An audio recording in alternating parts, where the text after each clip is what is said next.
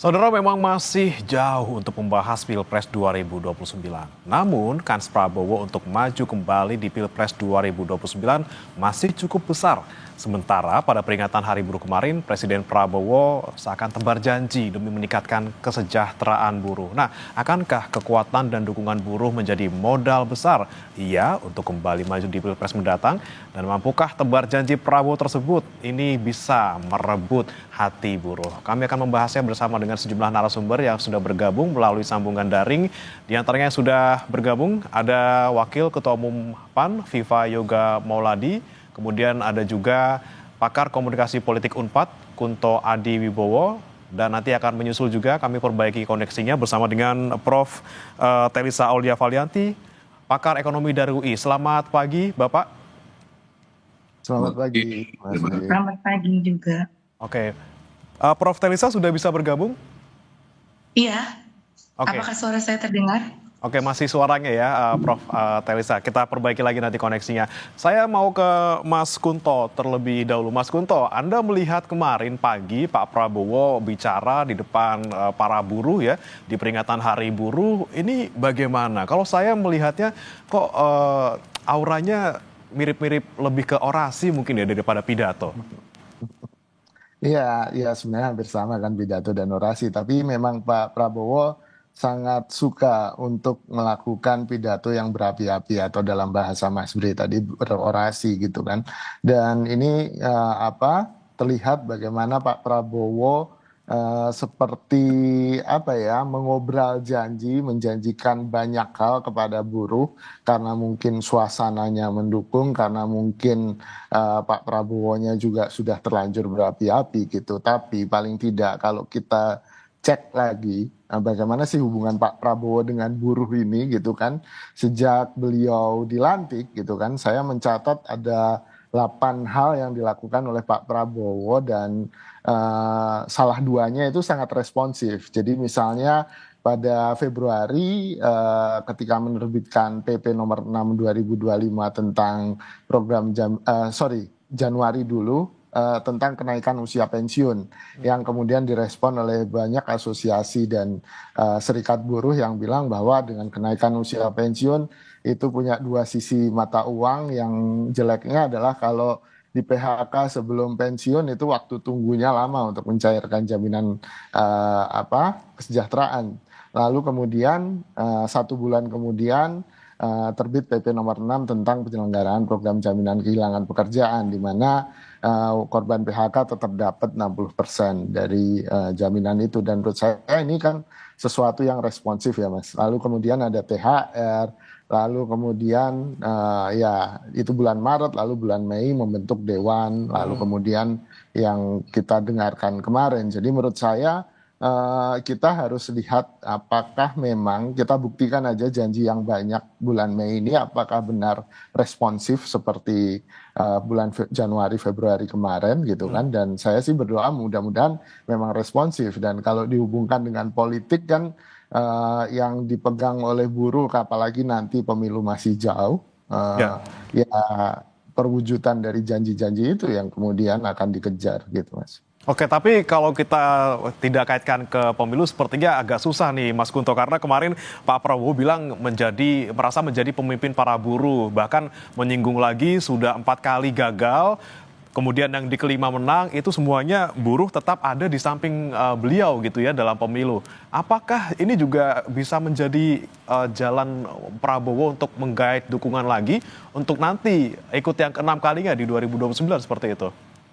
Ya tentu kalau Pak Prabowo menghitung konstituen kan jumlah buruh memang sangat besar ya Mas di Indonesia ya. Saya nggak tahu angka pastinya tapi pasti di atas 140-an juta gitu. Yang itu hampir ya 50%-an, 40-50%-an pemilih. Dan itu kan jelas konstituen yang sangat besar. Cuma kan ya dengan buruh ini kan juga tersegmentasi ya, terfragmentasi secara politik. Apalagi kemarin kan Partai Buruh juga mendukung Pak Prabowo, menjadi satu barisan di partai pendukung Pak Prabowo. Dan saya melihat cara Pak Prabowo mendekati buruh ini sangat unik belum ada di presiden-presiden sebelumnya gitu kan, dan kita lihat saja apakah memang janji-janji ini bisa terkristalisasi menjadi dukungan nanti ketika kontestasi politik 2029 gitu. Oke, baik-baik. Saya ke Mas Yoga. Mas Yoga, kalau dari PAN bagaimana menanggapi soal janji-janjinya Pak Prabowo kemarin? Kalau dikaitkan dengan Pilpres 2029 masih sangat jauh dan tidak relevan. Dan ini bukan obral janji atau tebar pesona. Ini adalah realisasi dari asta-cita Presiden untuk perlindungan hak asasi manusia, melindungi buruh dan pekerja, meningkatkan kesejahteraan, mengembangkan proses industrialisasi dan hilirisasi, dan dalam rangka untuk meningkatkan pertumbuhan ekonomi. Seluruh sikap, pekerjaan, program dari Presiden Prabowo ini adalah dalam rangka untuk menunaikan asta-cita Presiden, yang itu adalah bagian dari janji politik pada saat Pilpres. Tapi kalau kemudian dikaitkan dengan Pilpres 2029 ya boleh saja, tetapi kan Belanda masih jauh Mas gitu. Karena dinamika masyarakat itu begitu tinggi dan proses-proses politik di dalamnya itu juga menjadi cerminan bahwa masih tidak relevan kalau mengkaitkan dengan Pilpres 2029. Ini adalah bagian dari komitmen Bapak Presiden untuk menunaikan asta-cita dalam rangka apa? Untuk meningkatkan kesejahteraan, eksistensi, dan perjuangan buruh sesuai dengan yang dicita-citakan. Karena komitmen dari Bapak Presiden itu adalah ingin mensejahterakan seluruh rakyat Indonesia, menghilangkan kemiskinan ekstrim, dan seluruh elemen masyarakat termasuk buruh itu juga harus sejahtera. Nah, dengan konteks seperti inilah pidato Presiden kemarin itu kami setujui dalam rangka untuk membentuk Dewan Kesejahteraan Buruh Nasional, Satgas PHK. Ini adalah merupakan komitmen pemerintah di dalam menyelesaikan sebuah permasalahan yang sampai hari ini masih belum tuntas dan sampai ke depan pun juga masih terjadi dinamika antara kaum pekerja dengan pihak perusahaan. Jadi memang proses seperti ini yang menjadi bagian penting dalam proses perjuangan dari Bapak Presiden di dalam merealisasikan asta-cita Presiden. Ya, Mas Yoga, memang kan Anda bilang masih sangat jauh ngomongin soal Pilpres, kita kaitkan dengan omongan Pak Prabowo kemarin. Cuman dari PAN sendiri kan sudah lebih dulu nih deklarasi untuk mendukung Pak Prabowo di 2029. Nah, apakah dengan misalnya Pak Prabowo kemarin di depan para buruh gitu ya, menjanjikan perbaikan untuk nasib mereka seperti itu, apakah juga jadi dukungan positif juga untuk PAN nantinya di tahun 2029? PAN mendeklarasikan Pak Prabowo untuk calon presiden 2029 itu dalam rangka untuk mewujudkan stabilisasi politik. Biarlah proses-proses politik yang bersifat elektoral bagi Partai Amanat Nasional diselesaikan sedari awal dalam rangka apa? Seluruh anggota kabinet PAN yang ada di Kabinet Merah Putih itu fokus untuk meningkatkan kinerja, membantu Bapak Presiden dalam rangka merealisasikan janji untuk melayani masyarakat dan bisa berkontribusi terhadap kemajuan masyarakat, bangsa, dan negara. Itu adalah menjadi kebijakan internal PAN yang pada saat ini sudah menjadi bagian dari komitmen PAN untuk 5 tahun ke depan. Jadi sudah selesai soal itu. Sekarang kita fokus untuk bekerja, meningkatkan kinerja, membantu rakyat, dan rakyat. Itu Mas. Baik. Saya ke Prof. Telisa. Prof. Telisa, kalau misalnya Anda melihat kemarin gitu ya, ada beberapa janji yang disebutkan oleh Pak Prabowo, misalnya penghapusan outsourcing, kemudian ada juga yang mungkin agak di luar konteks gitu ya untuk menggratiskan pendidikan seperti itu. Nah, di tengah kondisi kita yang lagi seperti ini, Prof. Telisa, apakah pidato dari Pak Prabowo kemarin bisa direalisasikan seperti itu? Iya, saya pertama mungkin mengapresiasi ya kehadiran beliau di acara buruh, kan disebutkan dalam sejarah itu pertama ya. Mudah-mudahan ini bukan hanya simbol tapi memang tadi bisa dikristalisasi dan diwujudkan, karena buruh ini kalau saya memandang, karena saya sebagai pengamat ekonomi, buruh adalah salah satu komponen masyarakat yang berada di kelas menengah. Mereka adalah penopang ekonomi bagi perekonomian kita. Jadi apabila Presiden menjanjikan untuk meningkatkan kesejahteraan para buruh atau menciptakan lingkungan yang kondusif untuk buruh, harapannya itu bisa membantu pendapatan kelas menengah dan pendapatan rata-rata income per kapita kita. Jadi itu sangat sesuai dengan cita-cita Indonesia Emas 2045 bahwa kita ingin meningkatkan pendapatan rata-rata. Nah, buruh ini adalah salah satu yang perlu kita perhatikan karena memang berada di kelas menengah tadi yang menjadi penopang konsumsi kita ya, menjadi penopang pertumbuhan ekonomi. Jadi apakah itu bisa direalisasikan atau tidak? Sebetulnya bagaimana kita mengelola keuangan negara kita dengan baik, terutama tadi dari sisi APBN. Nah, tapi dukungan kepada buruh sebetulnya bukan hanya dari APBN, tapi dari regulasi. Nah, jadi harapannya nanti regulasi-regulasi ke depan itu memang betul-betul lebih memperhatikan lagi. Jadi gini, Presiden itu kan harus di tengah-tengah ya, bukan hanya kepentingan buruh, tapi ada kepentingan pengusaha, ada kepentingan investor. Nah, bagaimana nanti lebih proporsional lagi kepada kepentingan. Tadi contoh bicara outsourcing. Nah, kemarin di UCK kemarin banyak yang mengkritisi bahwa itu lebih banyak pro kepada pengusaha karena outsourcing ini kan memang lebih banyak merugikan buruh begitu, karena di undang-undang sebelumnya itu kan ada batas tidak terus-terus bisa di outsource, nanti harus diangkat pegawai tetap. Nah, itu kemudian ini akan dihapus. Nah, nanti kita akan lihat sih, maksudnya harus dikaji lagi secara akademik mana yang optimal, tapi tadi tetap mengedepankan bukan hanya salah satu pihak kepentingan, karena kita sebagai satu bangsa bersama nggak bisa hanya salah satu pihak saja. Ada buruh, ada pengusaha, ada policy maker, dan kemudian tadi ada investor juga. Jadi semua supaya kita cari win-win solutionnya. Jadi harapannya itu sih. Jadi kebijakannya nanti bisa lebih adil. Kalau saya seperti itu sih, adil terhadap semua pihak. Jadi nanti kalaupun UCK akan direvisi untuk lebih memperhatikan kepentingan buruh, harapannya juga bisa melibatkan para buruh di dalam merumuskan pasal-pasalnya nanti supaya tadi tidak berat, misalkan kayak kemarin ada pandangan UCK lebih berat ke kepentingan pengusaha seperti itu. Jadi kita temukan semua kepentingan stakeholder supaya nanti undang-undang kita itu lebih bisa memberikan ruang bagi pengembangan dan kesejahteraan buruh, tapi juga tetap menjaga iklim usaha untuk pengusaha dan investor juga. Jadi harus cari tengah-tengahnya sih.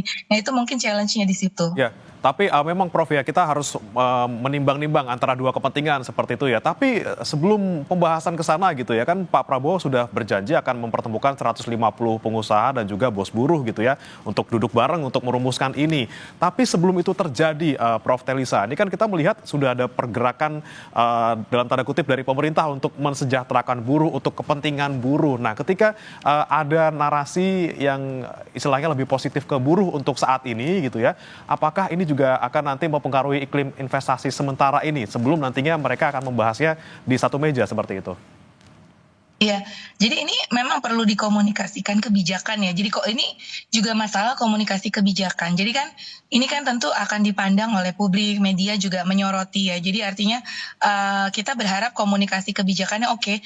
Ini kan juga karena ini hari buruh ya. Jadi kan kemarin eventnya adalah hari buruh gitu. Nah, di dalam hari buruh ya tentu kita bicara bagaimana kepentingan para buruh begitu. Jadi tapi kan ini ada hari-hari lainnya juga gitu. Artinya bahwa itu sekedar mengingatkan bahwa ini kita juga harus ada pro kepada buruh, karena selama ini gini kan, pada umumnya orang memandang bahwa ya policy maker mungkin juga lebih banyak dari sisi kepentingan pengusaha mungkin selama ini ya, kalau di Dewan Pengupahan dan sebagainya, maksudnya bukan di dalam bicara pengupahan UMR, karena selalu tidak pernah puas. Nah, tapi jadi mempertemukan antara kedua belah pihak, kayak kasus kemarin juga kan THR dan sebagainya, mempertemukan memang tidak mudah. Nah, itulah peran pemerintah harus mempertemukan dan mengkomunikasikan. Jadi ketika misalkan bilang buruh akan sejahtera, ya sebetulnya pengusaha juga oke, Pak Presiden juga ingin lebih memperhatikan kepentingan buruh, tapi jangan lupa juga bagaimana misalkan kemampuan usahanya kan nggak bisa dipaksa juga ya. Misalkan dunia usaha mampunya membayar sekian sesuai dengan market ataupun analisis bisnis begitu ya, bahwa ada apalagi kita misalkan bicara persaingan dengan Vietnam gitu, kita suka dibandingkan nih gaji buruh kita nih, buruh bilang kerendahan, tapi pengusaha bilang kalau dibandingkan dengan Vietnam dan lain sebagainya kita ketinggian. Karena apa? Dibandingkan dengan produktivitas. Jadi memang ini kita harus ketemu nih titik tengahnya, upah dengan produktivitas. Jadi sebenarnya pengusaha juga mau membayar upah yang lebih tinggi selama produktivitasnya juga sesuai agar kontribusi ke perusahaan, daya saing dia bisa meningkatkan ekspor, bisa meningkatkan penjualannya. Jadi itu tadi bagaimana mempertemukan kedua hal ini sih kalau menurut saya. Jadi sebelum bicara itu atau mempertemukan, mungkin kita sama-sama dari buruh itu seperti apa naskah akademiknya, ya nanti ada dibantu dengan tim ahli, mungkin dari buruh menyampaikan, tapi dibantu tim ahli, nanti pengusaha juga punya tim ahli. Nah, di situ nanti kita pertemukan di mana sih titik tengah optimum level. Jadi tugas kita mencari optimum level upah misalkan, optimum level productivity. Jadi harus dari kedua belah pihak, dari buruhnya sendiri ada bagaimana kita meningkatkan skill mereka agar produktivitas meningkat, bagaimana caranya meningkatkan produktivitas seperti itu. Karena kita sama-sama untuk daya saing tadi. Baik, baik.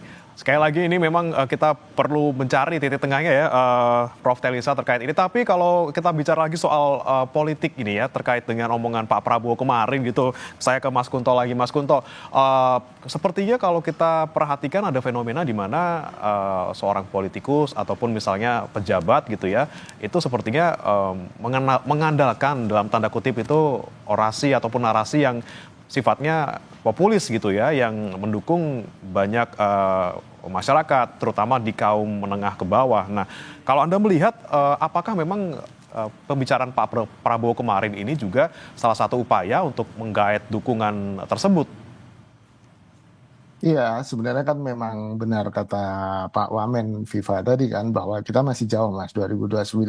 Tapi paling tidak hampir semua pemimpin dunia yang ada sekarang, contohnya Donald Trump, lalu Modi di India, dan banyak lagi yang gaya kepemimpinannya ini memang gaya populisme gitu. Jadi memang dia berusaha merangkul rakyat dan anti elit gitu kan, sehingga kelihatan lebih merakyat, lebih populis, dan orasi-orasi atau narasi-narasi atau retorikanya ya memang selalu seperti yang dilakukan oleh Pak Prabowo, bahwa banyak maling, banyak koruptor, saya nggak takut mati, saya diancam. Nah seperti itu untuk membela kepentingan masyarakat, dan menurut saya ini bagian dari tren politik dunia. Ini tidak hanya terjadi di Indonesia gitu. Tapi apakah ini terbukti efektif? Ya nyatanya memang efektif di beberapa negara kan.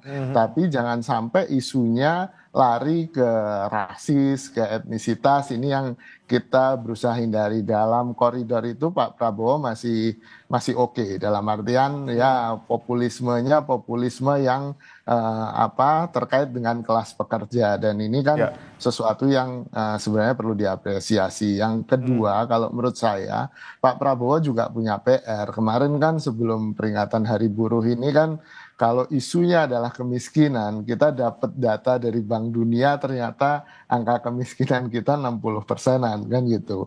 Sementara dari BPS bulan September ya 2024 kemarin kan angkanya sekitar 8,57%. Nah ini kan ada gap yang kemudian perlu jadi PR dari pemerintahannya Pak Prabowo. Jadi sebenarnya orang miskinnya seberapa banyak, lalu kemudian caranya gimana mengentaskan kemiskinan. Saya tahu Pak Prabowo punya 11 program, salah satunya transmigrasi, dan tapi kemudian kan kita ingin lihat penerjemahan yang real. Kita ingin lihat di lapangannya akhirnya gimana. Benarkah dengan 11 program itu bisa mengurangi angka kemiskinan tanpa kemudian mengotak-ngatik angka kemiskinan, threshold uang kemiskinannya gitu. Jadi kan ini yang jadi problem besar bagi bangsa ini. Oke, selain pembicaraan Pak Prabowo kemarin yang memang di depan khalayak ramai, kita juga sorot juga terkait dengan kemarin ini sepertinya berbeda dengan era sebelumnya, di mana biasanya tuh murni aksi, tapi kemarin seperti dalam tanda kutip perayaan. Nanti kita tanyakan ke 3 narasumber kita di Sapa Indonesia Pagi. Saudara, tetaplah bersama kami.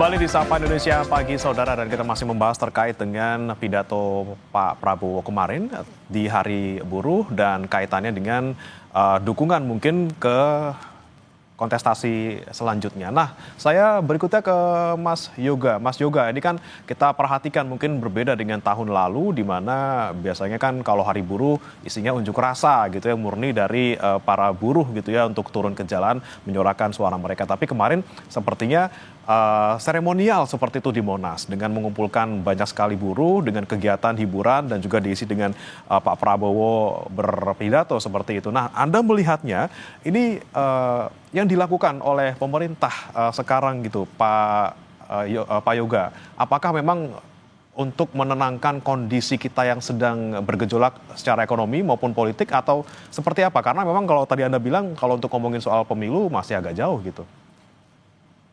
Yang dilakukan oleh Bapak Presiden Prabowo itu adalah jalan tengah untuk mengakomodasi kepentingan kaum buruh dengan kepentingan kaum investor atau pengusaha.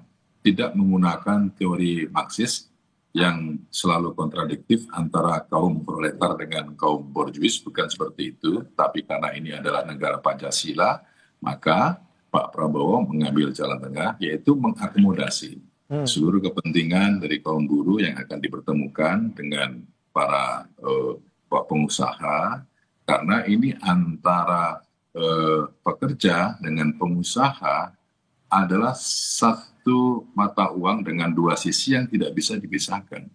Dalam rangka untuk pertumbuhan ekonomi perlu adanya proses industrialisasi, yang itu juga membutuhkan pekerja.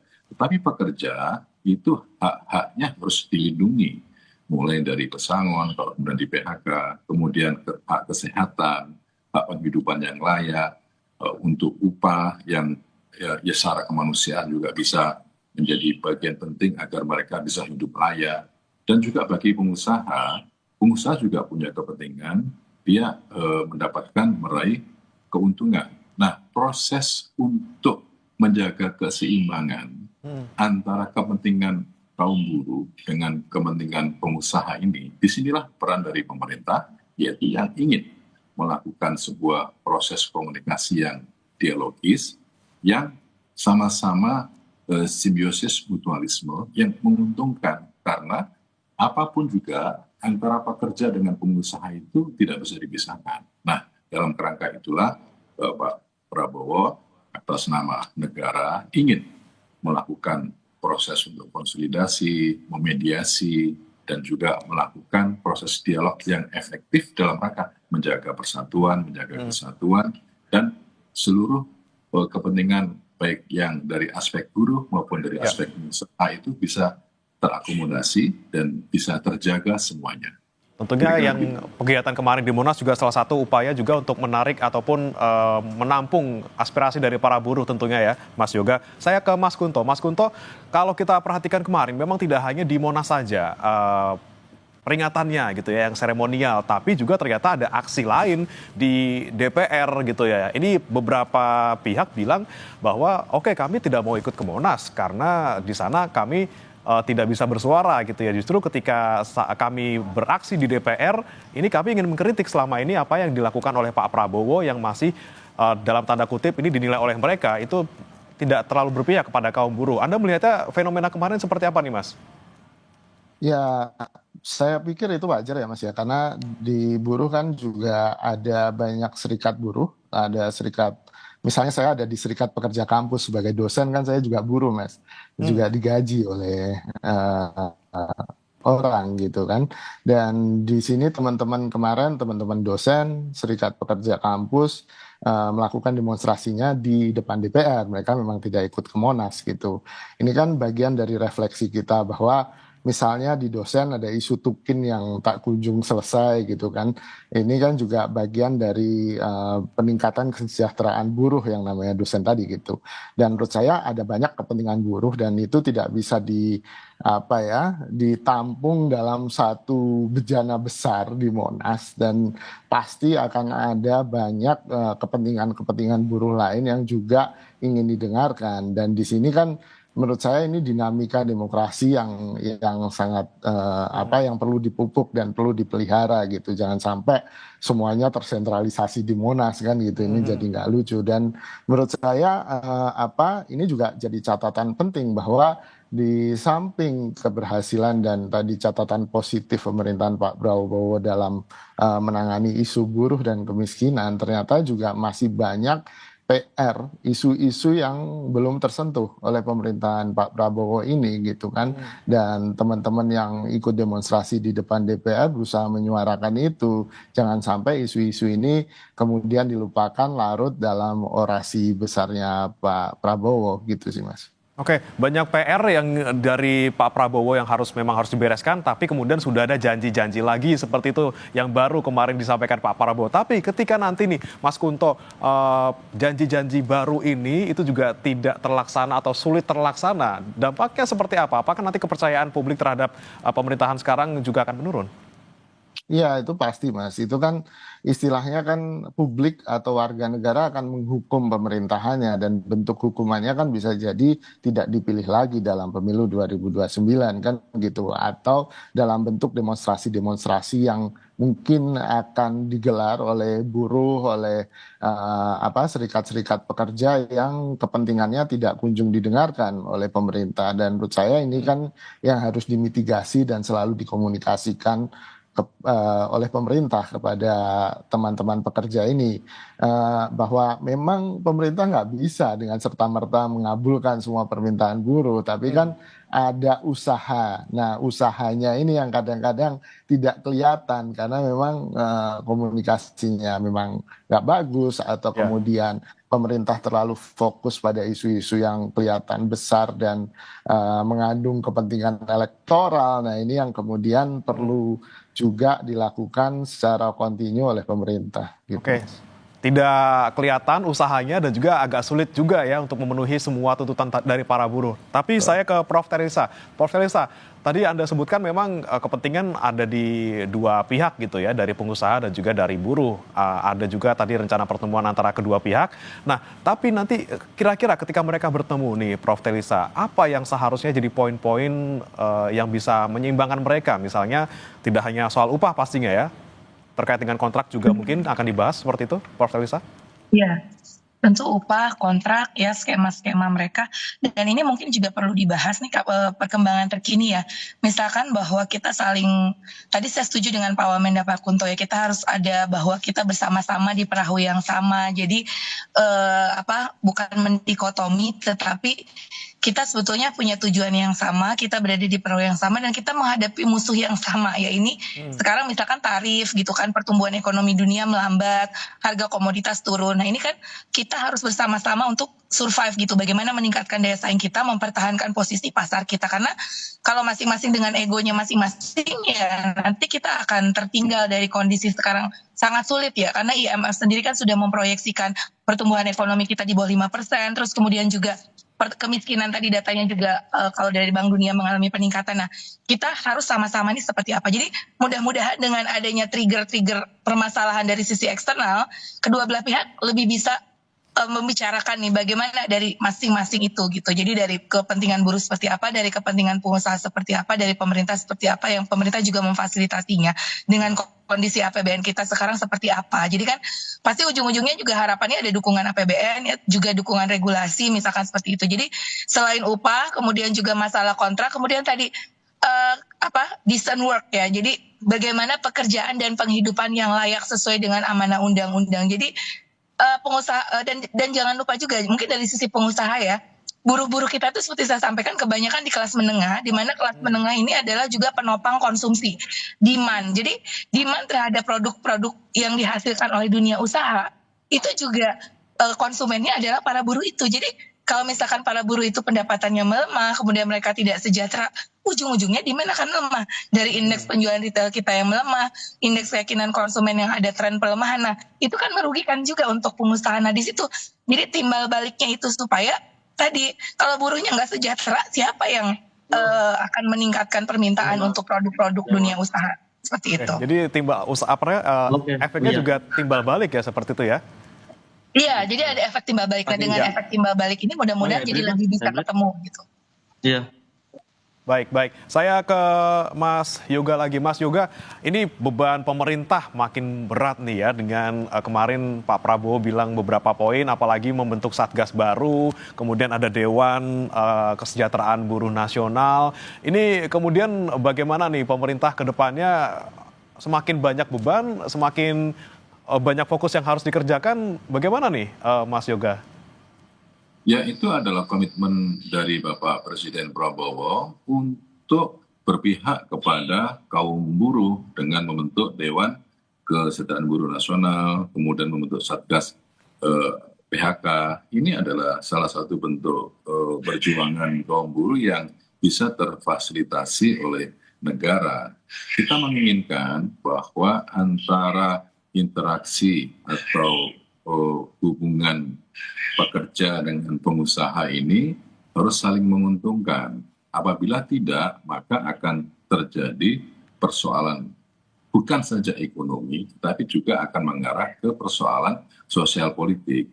Saya setuju dengan Prof. Elisa tadi, kita harus kompak, menjaga persatuan, menjaga dinamika antara kaum buruh dengan pengusaha, karena proses untuk perjuangan dalam dunia global ini sebuah tantangan yang sangat besar, sangat berat, dan dibutuhkan kekuatan dari dalam negeri yang harus bersatu padu untuk menjaga agar proses-proses ekonomi, proses sosial, proses politik ini bisa harmonis, ya, bisa selaras, dan bisa menjadi trickle down effect dalam rangka untuk pertumbuhan ekonomi. Kalau kemudian ekonomi tumbuh kan secara otomatis terbukanya lapangan pekerjaan, pendapatan masyarakat naik, bisa sejahtera, dan ini menjadi bagian penting dalam proses untuk memperjuangkan hak-hak buruh yang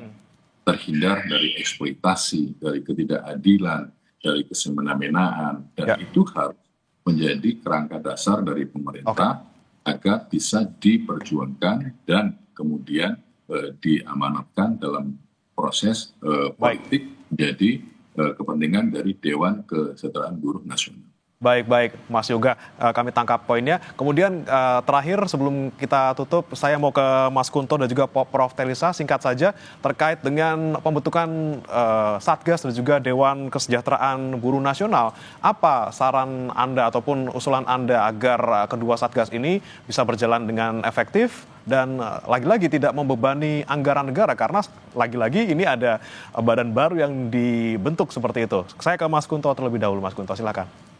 Ya, menurut saya yang penting adalah ada saluran untuk partisipasi yang bermakna dari buruh gitu Mas, di dalam dewan ini. Jadi jangan sampai ini sebagai alat legitimasi saja untuk membuat aturan atau untuk membuat regulasi yang justru merugikan buruh. Jadi syaratnya itu aja sih sebenarnya. Kalau partisipasi yang bermakna itu bisa terjadi di dewan ini, maka saya yakin tadi impian dan cita-cita bahwa ini akan sejahtera bersama tidak sulit untuk dijangkau gitu sih Mas. Oke, baik, silakan Prof. Telisa, pandangan Anda. Iya, saya setuju bahwa ini supaya efektif ya. Artinya kan kita membentuk Satgas ini supaya berbeda dari KL yang ada. Mungkin KL yang ada kan sometimes terganggu oleh birokrasi-birokrasi.